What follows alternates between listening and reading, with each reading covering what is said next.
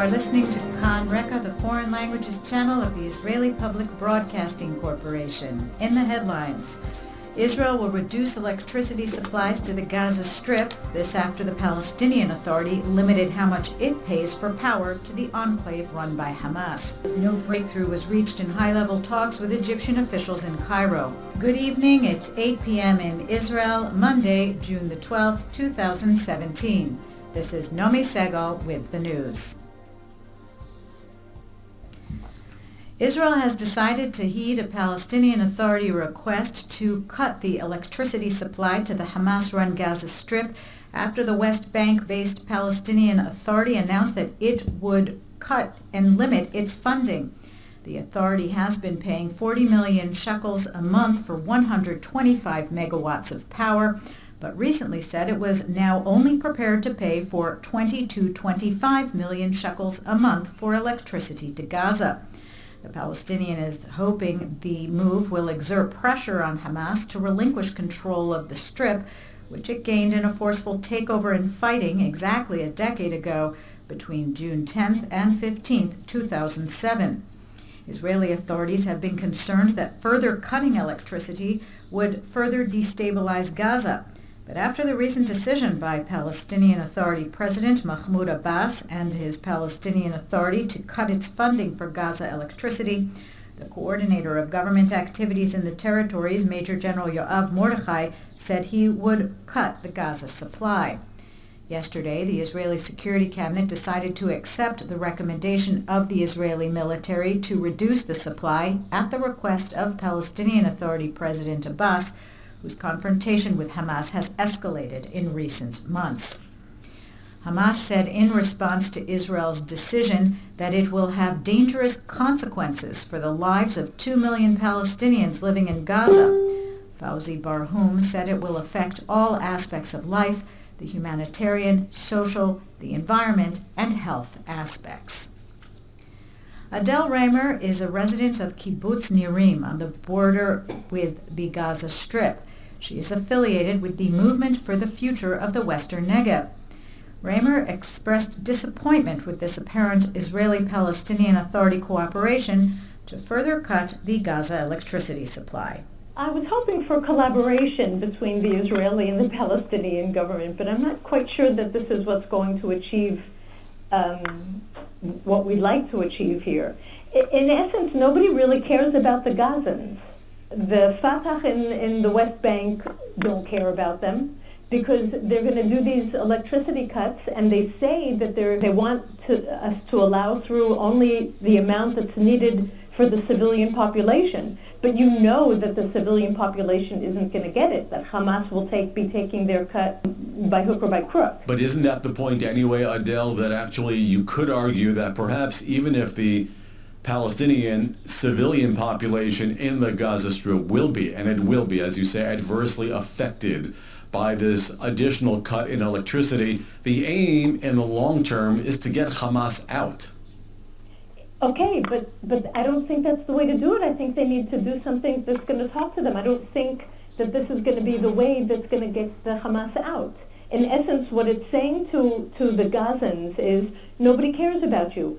Fatah don't care about you. Hamas don't care about you. They're choking you to death. Israel doesn't care about you. They're willing to cut off the electricity. Who in the world cares about them? Nobody cares about them. And the most that we here who live here on the border can do is empathize with them. Mm-hmm. And it's certainly justified to be cynical about Hamas, but you don't think that if Hamas sees that its civilian population is being hurt, it might be more willing to get on the side of its own civilian population to work together, forget about the Israelis, but to work together with the Palestinian Authority on the West Bank as a joint entity, which is what they're trying to do in Ramallah, to have the Palestinians as one rule in the West Bank and Gaza?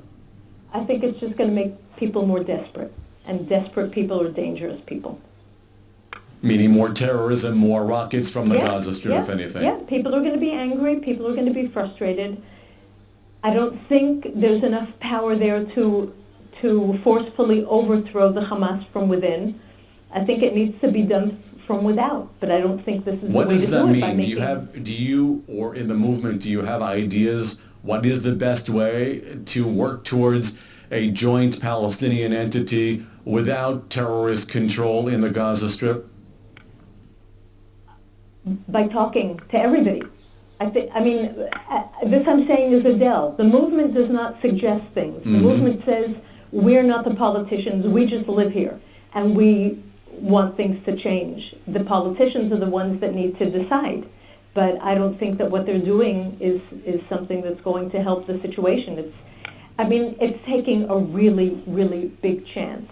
I think it's going to polarize things. It'll either go one way terribly or the other way to the other extreme. You as a Gazan border resident, or of course you and your colleagues, your fellow residents over there, are of course the first ones to feel the results, the ramifications with the rockets and even the mortars. You are the closest, even if others in Israel get it, but nobody gets it like you do. And I think you've told me in the past that there is some sort of dialogue between Israeli and Palestinian civilians, and I'm talking about Palestinian civilians in Gaza, correct? On the personal level, not on the movement level. Right. On the personal level, I'm personally in touch with people who live in Gaza, and I see them crying out, saying, it's Ramadan. Right. It's hot. They have no air conditioning. They can't drink. It's really, really hard. They have 3 hours of electricity a day. As it is now, 3 hours on, 12 hours off, say, and now it's just going to get worse? What does that mean? And they feel as well, not that they have plans obviously, but they feel as well that Hamas can be talked to in a certain way to somehow improve their standing, the status of the residents, the civilians of Gaza? I don't know if they feel that. I know that the people that I'm in touch with are objecting to the way the Hamas are handling the whole situation. And the pollution is just getting worse.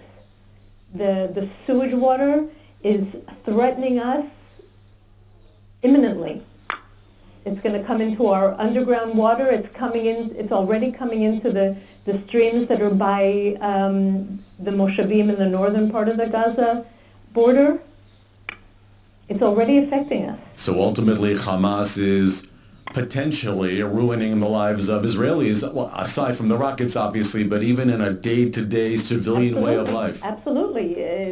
If not the Hamas directly, the whole situation where they can't fix the sewage, they don't have enough, the sewage system, they don't have enough electricity to run it, they don't have enough ways to fix it. It's going to blow up in our faces. And for the Israeli population, we've gotten together a protest for people to sign. It's only in Hebrew because it is aimed at the Israeli population to protest what is going on there, to say that this is going to explode in our faces and we really, really need to take action sooner rather than later.